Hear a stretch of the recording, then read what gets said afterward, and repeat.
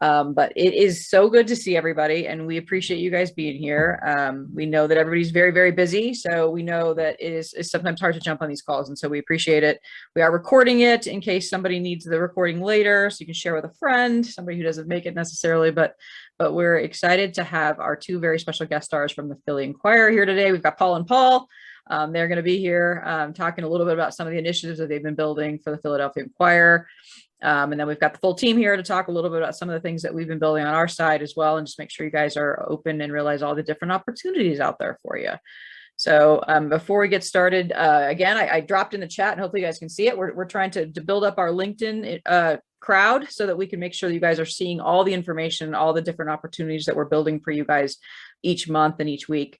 So if you haven't followed us there, make sure you do it. That way you guys can see all the things coming that are available for you guys, your sales teams, and your media organizations. But with that, I think I'm going to pass it over to Paul and Paul to go ahead and just get started. So why don't we start with a quick intro on both of you and your roles at the Philadelphia Inquirer, maybe even a little background on the studio you guys have inside the paper too. Sure. So my name is Paul Turkavich. I've been at the Philadelphia Inquirer for about 6 years now. Sales manager. I work with Julia when we did the first, I think, branded content project, Meta project back in 2019, pre-pandemic, when we went to New York. So right, we're shoved in a cab. I can't even imagine doing that now. Right. Yeah, crazy. It's crazy. And I'm Paul Siegel, creative director of copy. I've been with the Inquirer for 15 years, which every time I say it, I'm like, what? But it's real. I haven't been doing branded content for 15 years. I've only been doing it for probably about 3. For anyone who was around back in 2019, Marianella Orlando was the expert at the Inquirer, and she moved on, and then the company decided, yeah, we'll just have Paul do it. So I've had to ramp up real fast and figure out what this all means, and been working with Paul and Sharon and the team, and it's been great. You definitely learned quickly, and it's been awesome to watch you guys and all the things you've been building along the way. So it's been a fun ride for sure. So I can't wait to see what you guys are doing. So go ahead and jump on in and just let us know a little bit about, kind of how your studio's set up, and then tell us a little bit about what you guys have been doing. Sure, absolutely. So can everyone see my screen? Looks beautiful. All right. Yes. So really, we wanted to talk about the advertising content hubs and really our transition from traditional special sections that we ran in the paper. We're a newspaper that's been around for 192 years. And we want to talk about that transition, as well as, getting into how we came up with the content, the workflow with that as well. So want to talk a little bit about what it looked like before with the traditional special sections, why we chose branded content, our advertising supported content hubs, advertisers telling their story, how they tell their story, which Paul will talk about, our multi-platform promotion with the content hub, and specifically the articles themselves, and then present and future projects that we have for these advertising supported content hubs. So back in the day, about 6 years ago when I was here, we had special sections, not only quarterly, monthly, but we had them bi-weekly. They aligned with the arts, entertainment, education, lifestyle, any vertical you named it. We had a special section that the sales team would go out and sell. So they were editorial driven. They were print focused. So digital was considered an add-on at that time. But what we saw was there was really a decreased demand from advertisers for these special sections. We had an education outlook. Last time we ran that as a print standalone was in 2016. We also face as an organization, just as an industry, increased printing costs, which made it less profitable to do these special sections, these tab sections, and also some sales inefficiencies. It was supposed to be a foot in the door for a lot of advertisers, but it became more of an episodic sale where we would sell a one-off special section. An advertiser wouldn't get the ROI or the big splash they were expecting, and it would be a one and done. So we really transitioned, I want to say in 2019, to look at different formats. We used Saros for the first one. And the whole reason behind branded content is it can scale to really any brand size or messaging. It was different than a traditional ad, of course, because it educates and informs the reader. It builds trust because you're aligning yourself with a 192-year-old organization that is a newspaper of record for Philadelphia. There's brand recognition. So we saw that there's a 59% increase in brand recognition from traditional banner ads.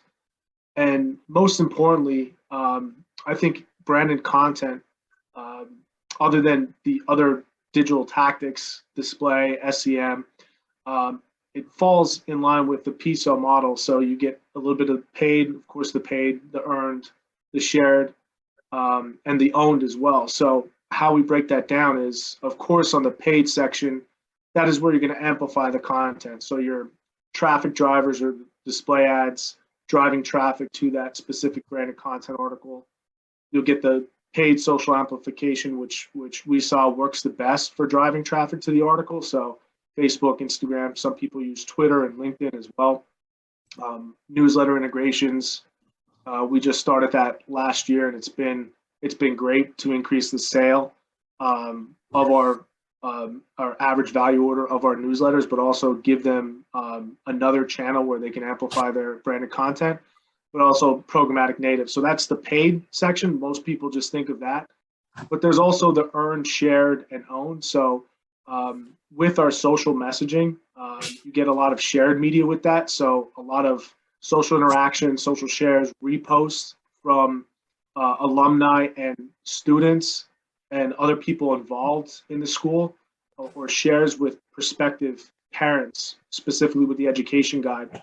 So you get in that bucket. So it's the kind of the new word of mouth advertising. And then earned, we saw that there's organic search with this because it is, we're able to Google search engines and Bing are able to crawl that content. We do organic posts, as well as if there's a sponsorship treatment, any pre-marketing that material that goes into any sponsorship treatment, that advertiser will be aligned to. So there's some earned media as well. And then for the owned, if we're doing the content, the Ink Studio, which Paul heads, it's great content that is different from a lot of content that is written on blogs. So they can repurpose that on their own blog, or we can repurpose their content and actually host it, give them a canonical URL so they get some SEO value on the back end. And then, of course, they can do their own social posts. So branded content fits in that PISO model where other tactics really wouldn't. And that gets to the ad-supported content hub. So proof of concept we did was for the subdomain was in our fall 2021 education guide. So this is specifically advertiser driven. The education guide was featuring private schools, day schools, and summer camps. Packages were short form articles from the schools with a guaranteed page views. So I could talk a little bit about that later on if anyone has any questions. Traffic drivers on our owned and operated site, 2 social posts with targeted paid social, open house calendar, and an interactive map. Some KPIs that we heard from clients, the fact that they wanted overall page views, engagement, and social interaction. So we met or exceeded all of those KPIs. So I'll just share our first education guide that we did. Then Paul can talk a little bit about the content creation. Awesome. Thanks, Paul. All right. So as creative director copy, I write most of the Inquirer's marketing campaigns, anything from acquisition and retention to audience development and events promotions, and anything else that needs to be written for the brand. But on the sales side, I oversee all of our branded content creation. And I just want to say, like, shout out to all the writers on the call because you bring everything we're all talking about each month to life. And that's a big deal. So, thank you. As we all know, it's not easy making a client happy. And there are a lot of moving parts to branded content, like how many paragraphs you have, how many sentences, like everything gets edited. So kudos to everyone out there making it happen. Okay, so as far as process, it's not that the Inquirer does anything like super unique or groundbreaking, but Paul and I thought it would be a good idea to share, how we put this thing together. So full disclosure, as creative director, I'll write the headlines, I'll write social captions, maybe a paragraph or two here and there, but I am not writing the articles. I'm basically, a department of one, because that's just how our company is right now. So I've got a suite of freelancers, completely helping me out. I manage and coordinate the process. I edit the content. I work with the clients on approvals and whatever else they need when it comes to creating an article that they're in love with, because that's the goal. We want an article that they're proud to share, right? So the first step in the process is the kickoff call. In the case of this Ed Guide, we meet with the client and try to uncover what makes their school different. Is it a special program, an award they won, or 3, like which one school did? Or is it a summer camp, something that only they have, Some schools know what they want to talk about. Others, we have to brainstorm a little bit. I've also found that some clients just want to bounce an idea off of us and be told, essentially, like, yeah, that's a good idea. That makes for a great story. Like they're not 100% sure what branded content is. So they need someone to kind of like lend confidence to what they're saying.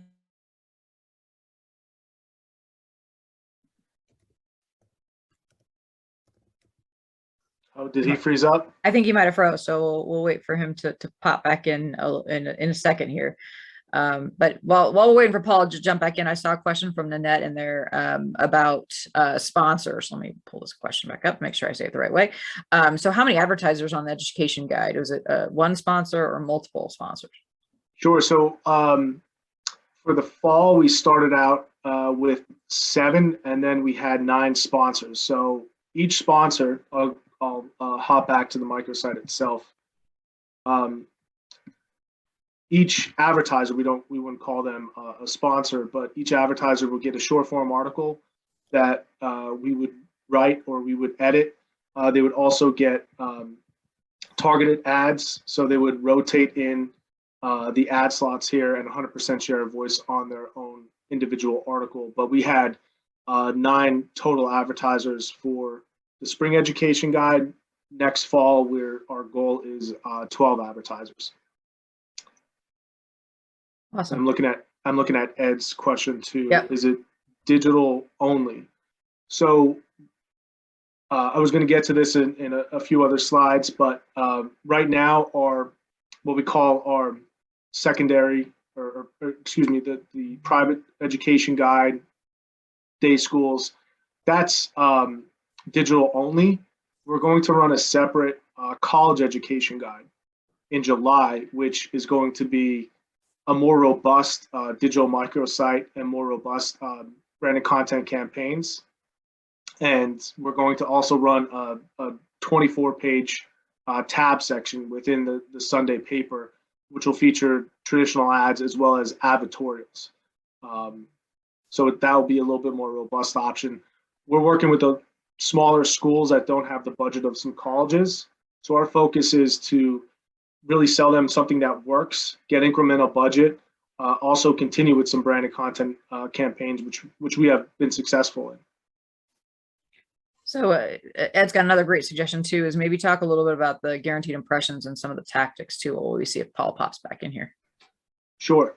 I'm here, back. Can you guys see you're me? Back. All right. Yeah. I have no idea what happened. I'm so sorry. It's Zoom. Yeah, the Zoom Zoom world we live in is a crazy one. So go ahead and pick back up, and then we'll go back to the tactics question in a second. Oh, it's like crazy. It is crazy. You're back though. It's all good. Right. So sorry. I guess Fred was having a question. I'm sorry about all that. You're good. All right. So I don't know. Right. So sometimes people need like help getting the confidence in what they're talking about. Just like me right now in this moment, as I'm like, where was I? Okay. Right. So for my purposes, it's all about the interview. Like we need an expert to get the best quotes, right? Someone with the best anecdotes, someone we can draw the most emotion out of. Yep. So our readers stay on the site because it's, engagement.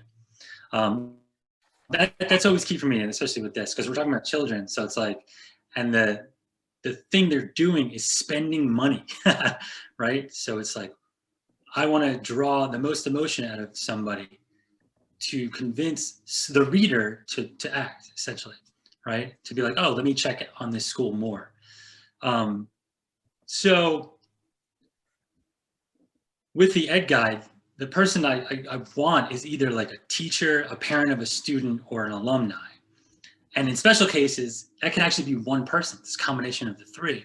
And it happened a few times in this education guide, and it was beautiful because they can talk from different angles, and that makes for, you know, great content.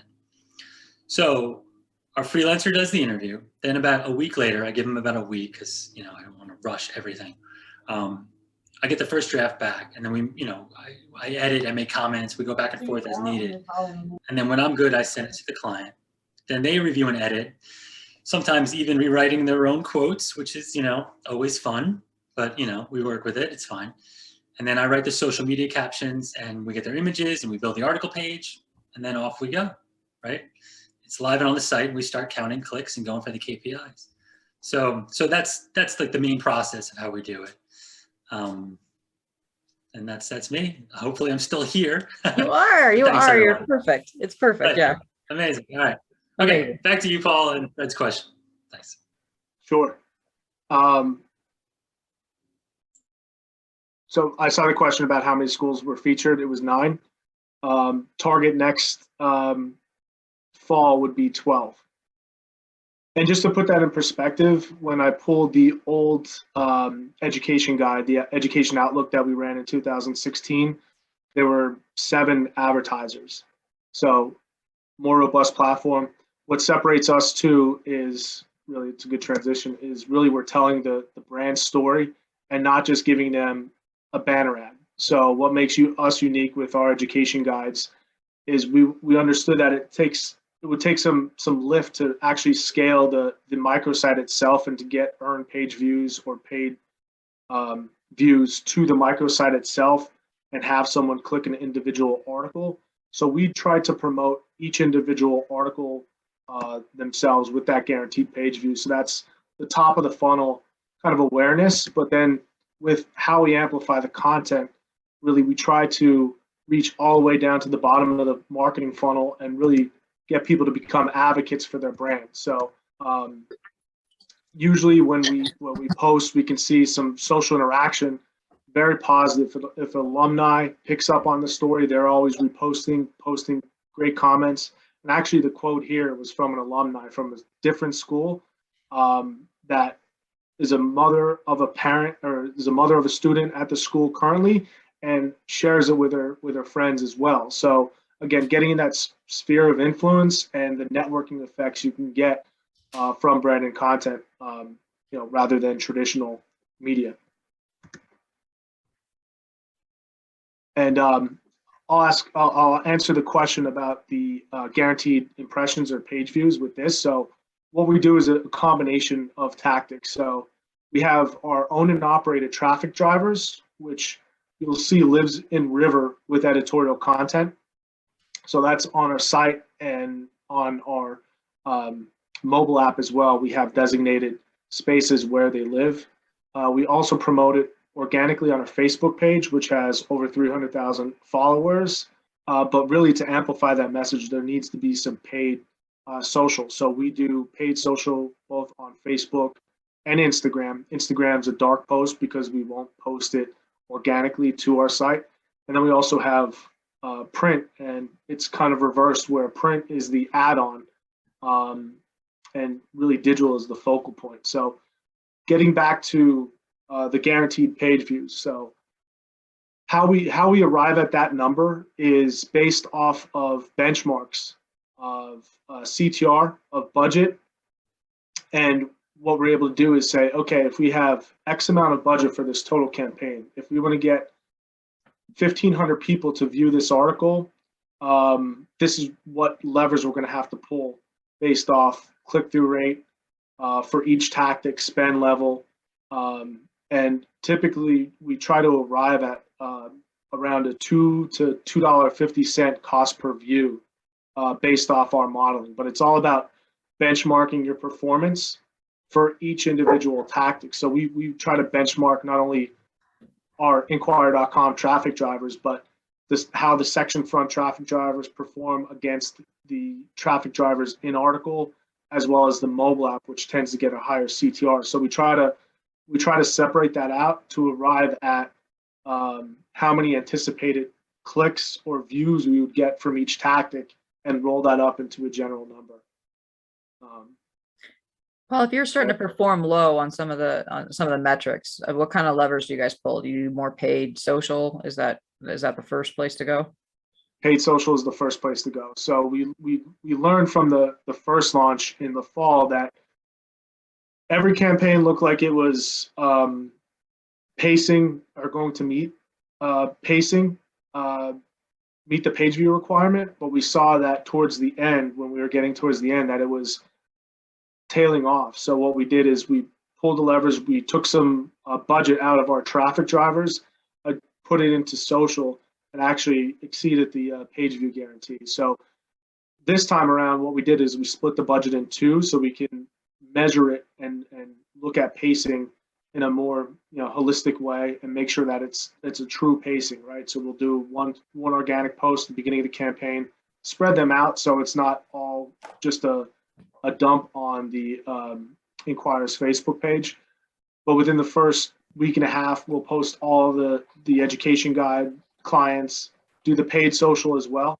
And then midway through the campaign, we'll do another organic post with paid social. So if we do have to pull levers, it typically favors paid social. That's where the most interaction is with page views.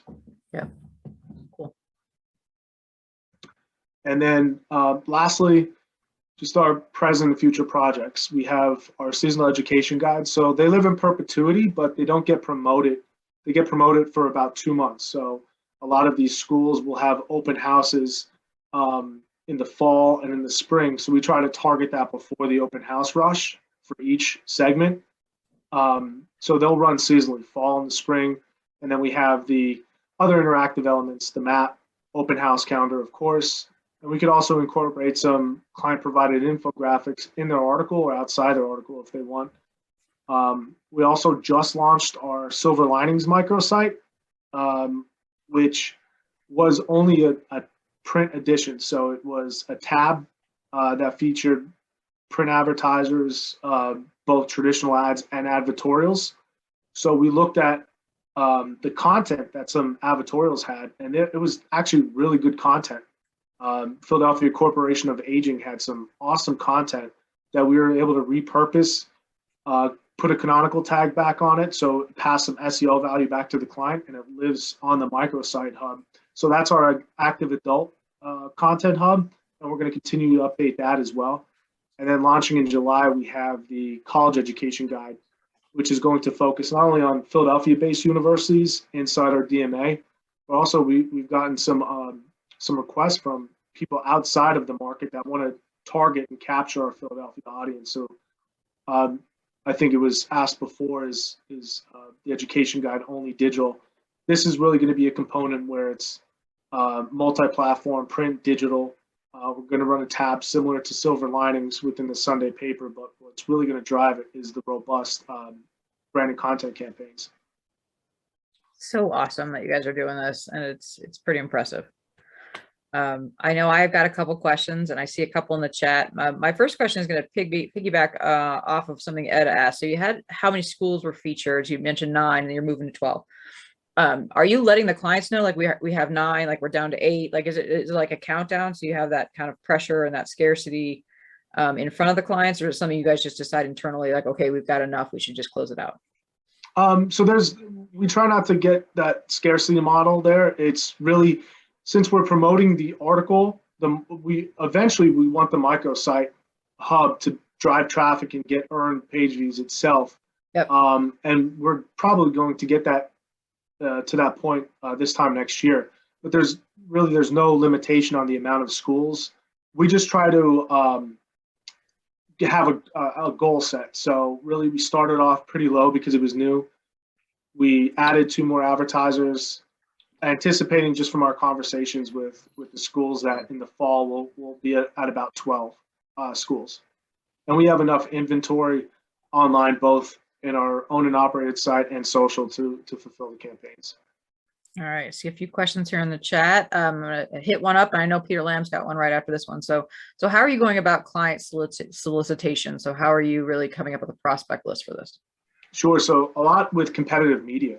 So really why we chose the education guide was we let the market demand for it. So as an organization, we weren't getting a lot of budget from a lot of these private schools, these day camps, summer camps that other publishers were. So just name a few: Philly Mag, there's a Philly Family Fun guide, there's Mainline in the market that does this education guide. So we looked at what the market is doing and kind of say, all right, we probably won't get enough scale to get a microsite and get co-marketing dollars promoted for that. But what we can do is leverage our branded content expertise and really tell individual stories about these schools, because every school has a unique selling proposition. So really it was competitive media and how we solve for maybe some deficiencies and some gaps in what other guides are doing. Love what you guys are doing. All right, Peter, I know I got a text from you saying you got a question here, so go ahead and hit it. Well, a couple of questions. I mean, how many reps do you currently have selling it? How do you structure the comp? How do you, is there any challenges in getting to sell branded content versus every other, the 50,000 products you have? It very open-ended. Give us a little sense of the structure of the team that actually sells branded content, if you have one, I'm assuming. Sure. So we're aligned. Some teams are aligned by vertical. So the education guide is aligned by, let me stop sharing my screen here because I'm going to put in the chat the microsite. We're aligned by vertical, so it's the education team. So it's actually 2 people selling it only. So we've got 9 advertisers from that. Our workflow process is we do our first pass with potential advertisers about 3 months before it launches. And then we have the existing customers we just want to get renewals for. And then we try to launch everything a week before or get everything live a week before launch. For the comp, it's rolled into an overall budget goal. So it's not a separate bucket of branded content money. That's company-wide as well. So this education guide, really only 2 reps are selling it. The college education guide opens it up company-wide, so all reps can sell it. But we don't have a specific studio like Paul's Ink Studio where they would sell it. It's the whole sales force. And I think people and reps really buy into branded content because it's a unique product, right? Yep. It's something that it's in our DNA as a publisher that we're a storytelling brand. So really, it just makes sense from an advertising perspective to leverage that. So it's a big buy-in from our sales force as well for branded content. Awesome. Thank you. So a couple more questions I see here in the chat. So, and everyone is paying to be featured, right? So it's not something where you have necessarily a couple that you give to a nonprofit or anything like that, right? Yeah, so that's why it's slugged on top, that this is paid for by the advertisers. So we want to make sure that we're following branded content guidelines and everything is slugged properly. Perfect. And Liz has a question here too. It's a great thing to think about. So were most of the sponsors people that were already doing business with you in the past? So they were maybe advertising in the paper in the past, or is it all new business? Mostly new business. I think 1 or 2 schools were existing customers, but they were small spend. And what we saw from our new business development efforts was an incremental spend, both on the branded content side and for our other tactics for our new businesses. So we turned a few that were small spenders, increased their spend year over year with these education guides and other tactics, about 200%. And some new business, we increased, or some existing or new business, we had, I believe, 7 new advertisers for this, and 4 of which have other tactics running with us currently. So mostly new business. That's awesome. Congrats on that one. All right. So I got a good question here from Vicky. So I know you just talked about the sales structure. So I'm going to send this to Paul S. So you mentioned it a little bit already, but just remind us again, how many people is on the team? I know you're a team of one, but just tell us a little bit more about the structure, because you do have a stable of freelancers, but who else is on the team that's helping you build this? Right. So it's me, right? Team of one, And right. Paul. Paul's doing some work as well, like helping build the article page. There are 4 designers on staff, and then a senior vice president of creative, and then like a creative, like the director of creative services. That's the Ink Studio. Every time we say Ink Studio, it's basically one hand of people, and we service the entire company. So it's all circulation, all marketing, all editorial, etc. So when everything. Oh, Paul froze again.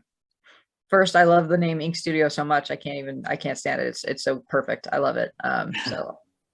Paul, we lost you a little bit there, but What's happening? Crazy internet gremlins for sure, but awesome. Yeah, congrats on all you're building, because Ink Studio, first, I love the name, but I think that's something that's important for everyone, is you don't necessarily have to have a team of 20 to pull off some pretty cool initiatives. So congrats to you guys for being able to do that. Paul T, I've got a question here about sales sheets. So if you've got one you can share, or any other collateral you can share that's public, you can send it to me, and I'll share with the group as a follow-up email, because I know people love to see that. And Ed says he has so many questions. So why are you using a microsite versus using your flagship site? So we're using a subdomain, specifically because it's all advertiser driven. I would prefer to live on the main site, but I'm just happy that we're able to get it live on a subdomain. And it's flexible enough where I'm actually working inside the inside WordPress and pushing these articles live and putting some content live. So there would be some pushback probably from our editorial team to have it live in our main site, inquirer.com, and maybe put it on a sitemap file. So we just wanted something live and to get some return on investment for some advertisers. And we think with our paid campaigns with the branded content, we're doing that. So ultimately, that would be great, and that's our goal, to get on our live site. Awesome. And I see a question about the link and being accessible. It looks like you posted a new link there, so hopefully that one works for everybody. Yeah. Andrew's got another question here too. So if they were going to do it in the fall, do you promote the school's spring open houses? Like how's the content calendar look? Like, is it something where you're pushing 6 months out on the content, so they're pushing their next big thing, or is it something that's a little bit more timely than that? No, so the fall launches before the fall open house really season. So we try to launch that specifically for any fall initiatives. The spring would be for the spring open houses, anything that a school has going on in the spring or the summer. So we try to align it with that. Perfect. And good point too, that if it's mixed together, it confuses the analytics. So, obviously you've got the traffic drivers. Are there other promotional or marketing things you do on the main site to push people to the microsite? Is it something where you always have some marketing campaigns running in print to make sure people realize the guide is available? I wish we did. We don't. So really, what we get earned views from any search that we garner. On the analytics question, we don't use the same analytics as the domain inquirer.com. So it's a subdomain. We have a separate analytics account for that. So we're able to pull our reporting through GA with that. But unfortunately, we don't have any marketing dollars for it. So a lot of it is paid, but we have hit the client's metrics before. So we're hoping if it becomes big enough that we get some co-marketing promotion dollars. Awesome. Well, massive congratulations on this, because it's a beautiful product for sure. And it's a fabulous idea that I know everyone probably on this call will like to duplicate. I see a question from Ed about a deck you can share. So Ed, I'll share this deck with you guys, but I don't know if you guys have a public facing deck that you could share, something that you guys have that is not proprietary in some way. If there's anything else you can share with the team, I think they would probably appreciate it. Sure. I'll send it to you, Julian, if you Perfect. disperse it. Yeah. Yeah, awesome. All right. Any other questions for Paul and Paul, our very special guest stars today? Oh, I see 1, 2. Each individual school gets a custom article. And then do you also include branded content? So the article is the branded content, right? Yes. That's correct. Yes. Yeah. So it's a part of the package. So maybe just review again, like what do they get? So you bring in an advertiser, they're going to be part of the guide. What do they get as part of that package? Sure. So they get the individual article. They get 100% share of voice of the display ads on that specific article, as well as run of site banner ads throughout the microsite, and that guaranteed page view with the social post and the paid social post. Love it. Love it. Love it. Any other questions? Oh, more questions from Ed. Ed, I can tell you're going to build one right now. So they've been actually building something in Minnesota. So I know that you probably will do that, Ed, because I know how quickly you guys operate. So congrats on everybody taking these great ideas. It's awesome. We actually had 2 advertising requests from people who saw the microsite. So advertisers love it, and it's something they can refer back to as well. It positions them as the expert and the authority, their solution provider. It checks all the boxes, right? Education, information, engagement. Absolutely. Hopefully I don't cut out here, but Philadelphia is known for meds and eds. It's a bunch of hospitals and a bunch of universities and colleges. So, you know, it's all school based here. So it's the perfect product for what our site can do. All right. Awesome. And I see Andrew is asking about range of pricing. I'm not sure we would probably want to share pricing unless you feel comfortable, but even maybe just a range of where this falls. Sure. Depending on the page view, guaranteed page view costs, it's $2,500 to $3,500 per school. Perfect. Huge congratulations to you guys. This is awesome. You guys are putting together some amazing things. I'll make sure we're sharing all the details with everyone. Make sure you share with a friend. You guys are doing some incredible stuff. Thank you so much for being our very special guest stars today. Thanks, Julia. Yeah. Thanks, all right. guys. Well, we'll hang around here as we get into the rest of the call if you guys have questions that pop up here, but I'm going to go ahead and jump right into some of the other things we have planned. So I share my screen and go click all the buttons. So again, thanks to Paul and Paul. Make sure you guys share all those decks. Make sure you guys have the information afterwards. So it was an awesome bit of information and some great tools for everybody. So wanted to just do a quick recap. We just finished 2 rounds of boot camps. Mr. Peter Lamb, what did we learn? I was looking at my notes as Paul 1 and Paul 2 were talking, and I checked off almost every one of my lessons for the last 2 boot camps and the cohort. So lesson number 1, and all of you in the call have heard me say about the amount of money that's out there in branded content.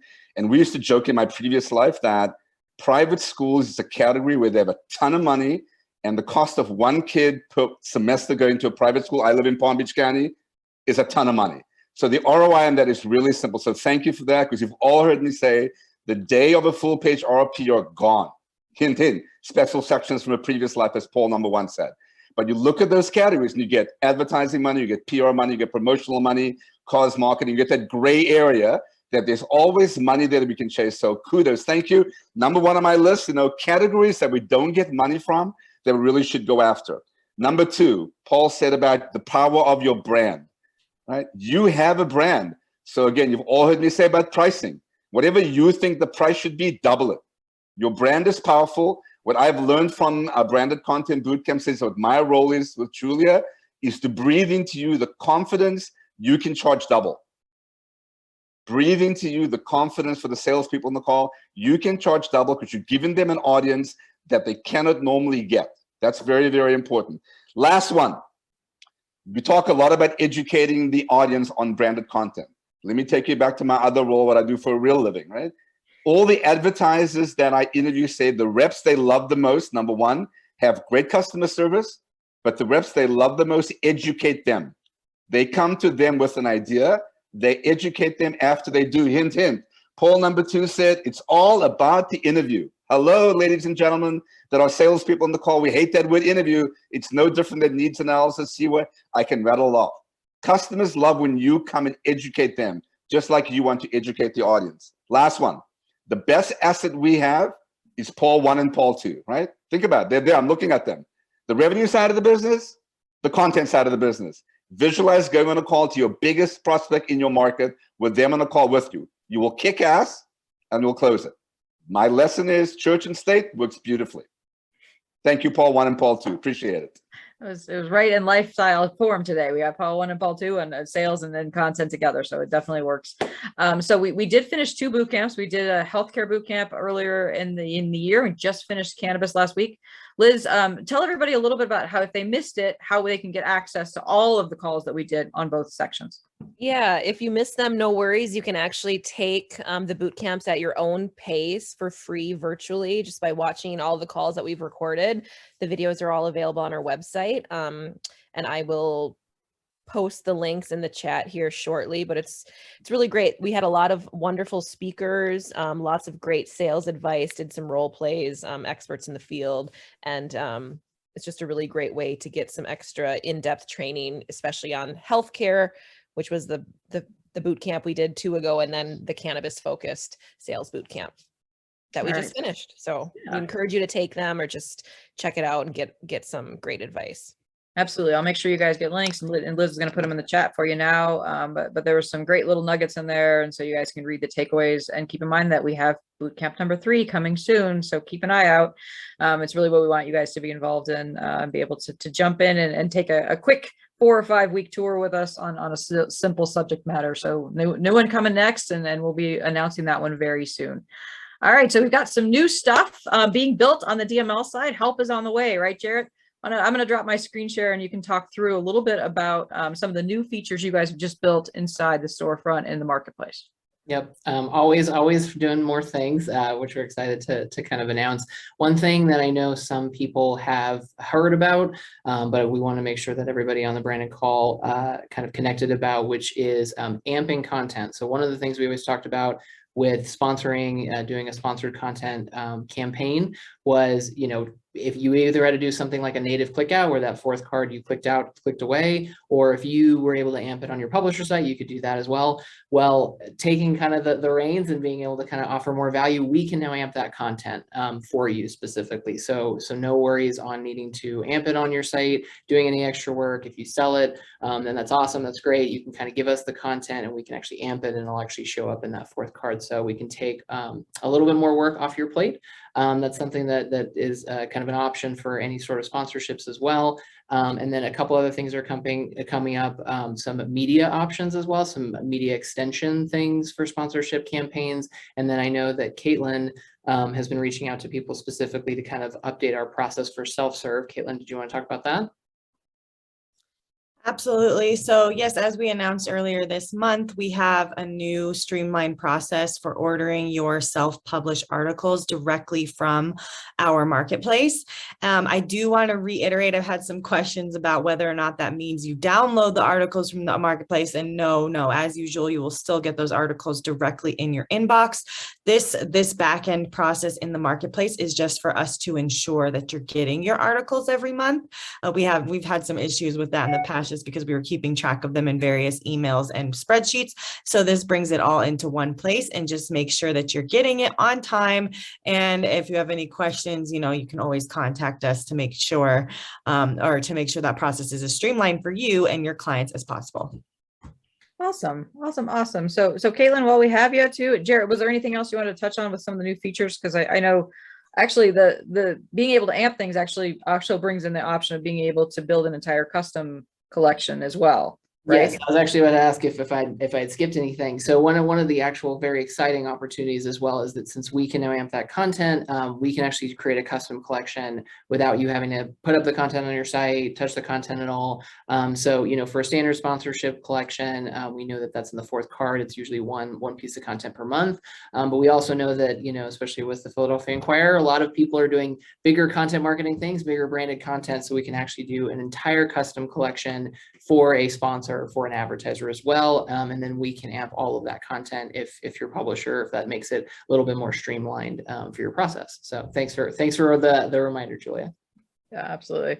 And think about, as we tie into what Paul and Paul brought up, you have a special custom idea for an education client, but you need a technology solution, so we can provide that solution and try to make it as turnkey as possible for you. So you guys aren't having to, if you don't have a team to be able to build a microsite, we can help you guys with a technology solution for that. All right, so Caitlin, let's talk a little bit about content coming up for the summer.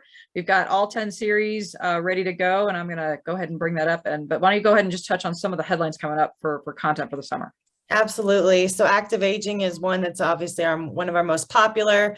I just real quick will say I'm very excited for our complete guide to pickleball. If you haven't heard of that yet, it's all the rage.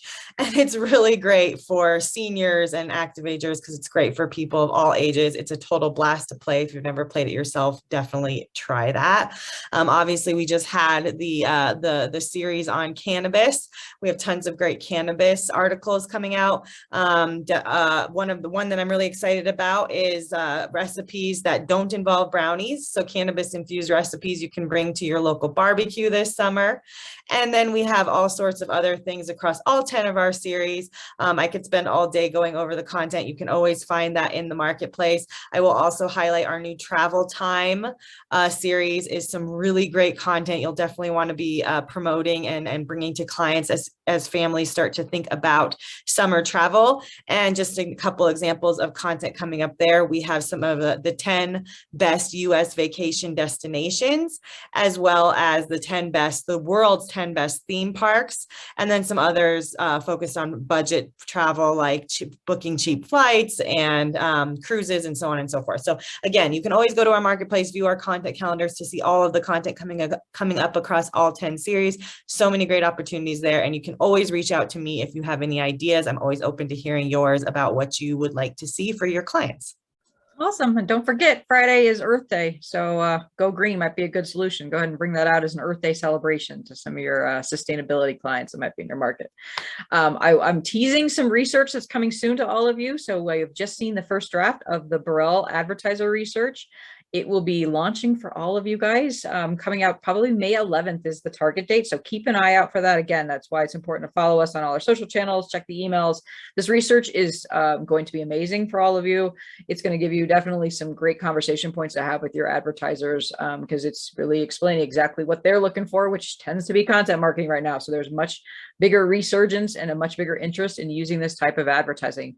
So excited to share that research with you guys when it comes out. Liz, talk a little bit about some training requests. We got a survey coming, right? Sure.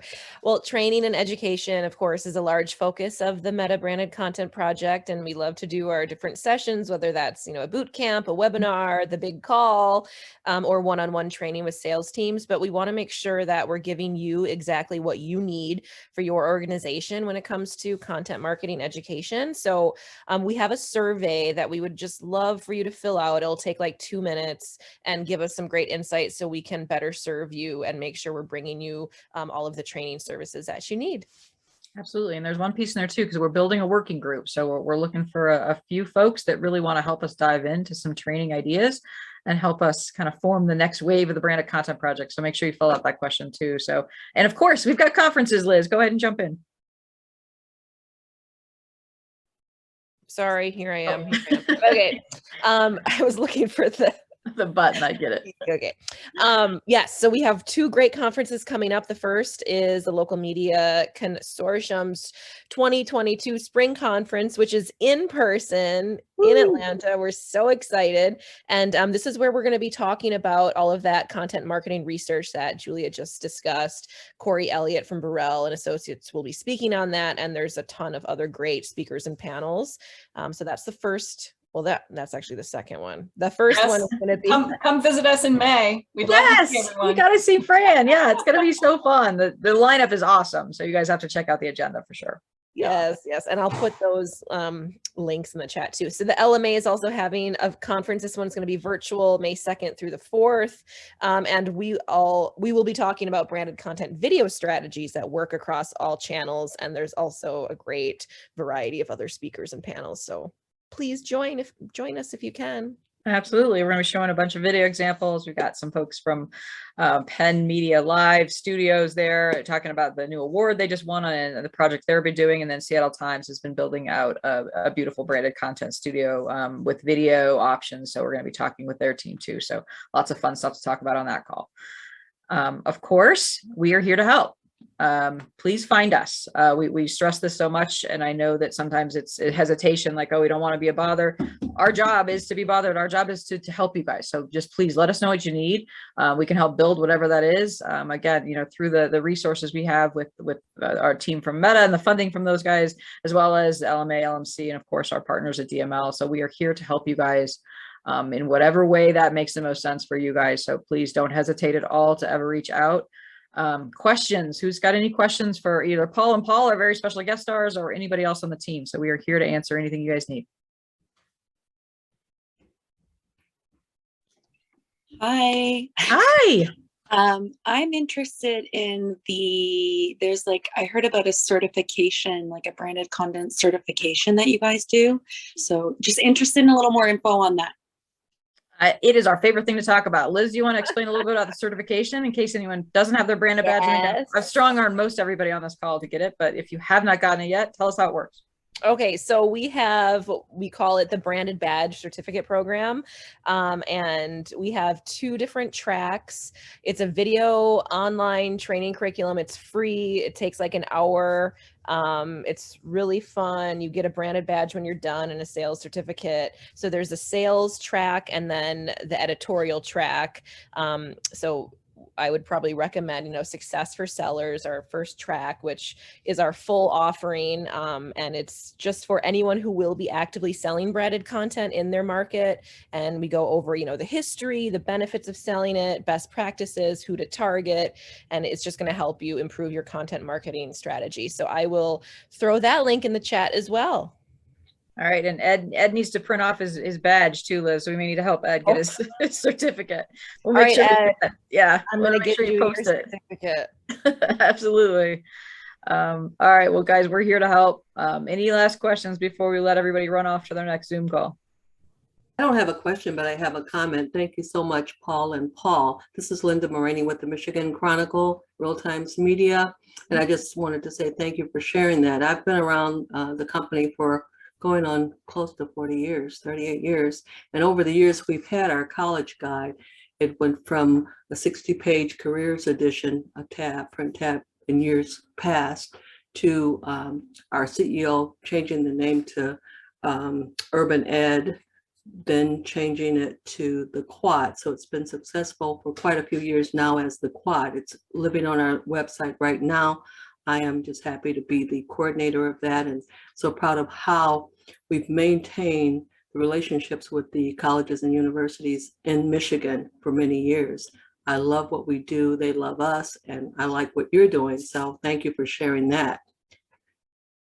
Thank you, Linda. And yeah, we're just trying to get build our relationships, build inroads with some universities that we really haven't done any business with, and of course the private schools. But thank you for the feedback too. You're welcome. I learned a lot from you. Thank you. Linda, I want to see that link too. Send it to me. I want to see what you guys have built. Thank you. All right, guys, I'm going to let everybody go. Look, a couple minutes early to get ready for your next call, but appreciate you guys being here. Again, thank you so much for the time. Thank you to Paul and Paul for sharing such amazing details. And please don't hesitate at all to reach out. So we're here to help you guys and make sure that you guys are bringing in new revenue with branded content. So appreciate all you guys are doing. And please let me know what you guys need next. Okay. Thanks, everyone. Bye all. Thanks, Julia.